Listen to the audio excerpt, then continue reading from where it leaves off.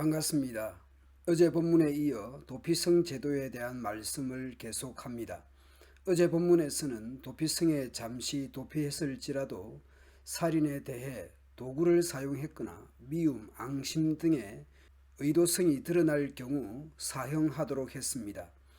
오늘 본문은 고의성이 없는 살인, 실수로 살인한 경우에 대한 것입니다. 미워하는 마음도 없고 의도하지 않았는데 실수로 사람을 밀치거나 실수로 무엇을 던져서 사람을 맞히거나 사람을 죽일 만한 돌을 실수로 떨어뜨려서 사람을 죽였다면 그 사람은 해칠 마음이 없었고 자기가 죽인 사람을 미워하지도 않았으므로 이스라엘의 모든 무리는 어떻게 할 것인가를 결정해야 한다. 그들은 죽은 사람의 친척과 살인자 사이에서 판단해야 한다. 판단할 때의 규례는 이러하다. 무리는 살인자를 죽은 사람의 친척에게서 보호해 주어야 한다. 무리는 살인자를 그가 도망갔던 도피성으로 돌려보내야 한다. 그는 그곳에서 거룩한 기름으로 기름 부음을 받은 대제사장이 죽을 때까지 머물러 있어야 한다. 대신 그 사람은 도피성 밖으로 나가지 말아야 한다.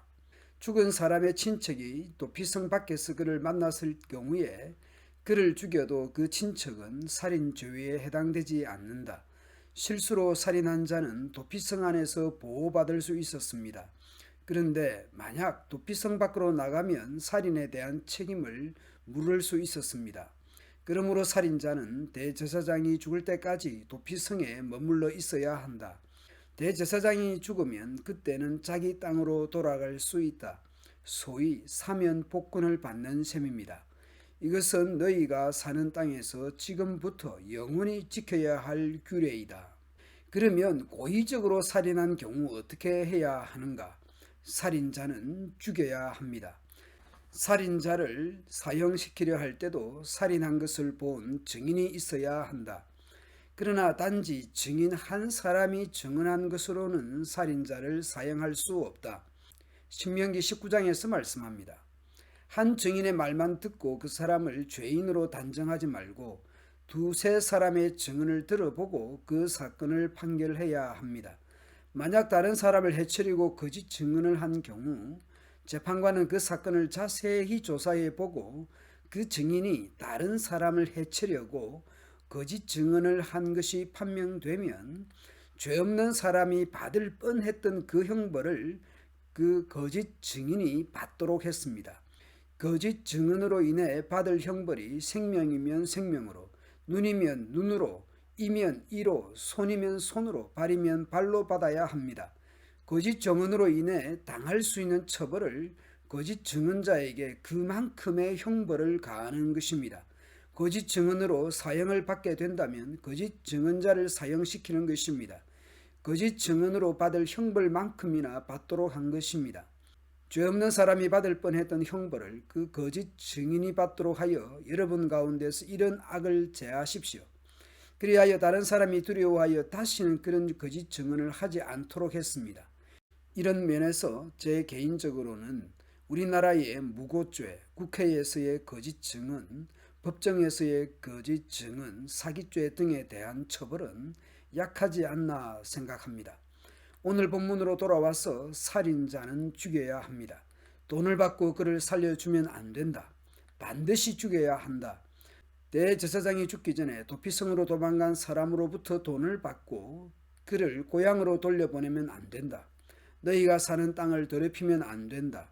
죄 없는 사람을 죽인 죄를 씻는 길은 오직 한 가지뿐이다. 그것은 살인자를 죽이는 것이다. 나는 여호와이다. 나는 이스라엘 백성이 너희와 함께 그 땅에 산다. 그러므로 살인을 하여 그 땅을 더럽히지 마라.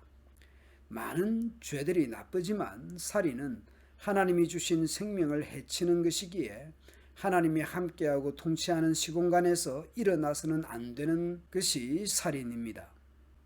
살인자에 대해서는 얼마나 강력하게 처벌하는지 모릅니다. 그렇다고 한 사람의 증언으로는 살인죄를 물을 수가 없었습니다. 한 사람의 증언이나 두세 사람의 거짓 증언으로 인해 무죄한 자가 살인죄를 뒤집어 쓰고 사형당하는 경우가 없도록 합니다. 특히 고의가 아닌 실수로 살인한 자의 생명을 보존할 수 있도록 도피성 제도를 제정하십니다. 살인은 살인이더라도 실수로 다른 사람을 죽게 한 경우 사형은 면하도록 했습니다. 또 다른 생명을 보존하도록 한 제도입니다. 우리 자신이 실수할 수 있는 연약한 인생이라는 것을 생각해야 할 것입니다. 고의가 아닌 실수로 가령 오늘날 운전자들이 많은 이 시대에 교통사고 등으로 다른 사람의 생명을 위협할 수 있는 것이 우리 자신입니다.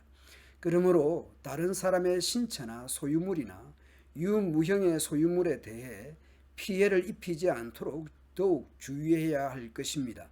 그런 면에서 운전자나 보행자나 교통법규를 잘 지키고 질서를 잘 지키는 것이 필요하다 할 것입니다. 감사합니다.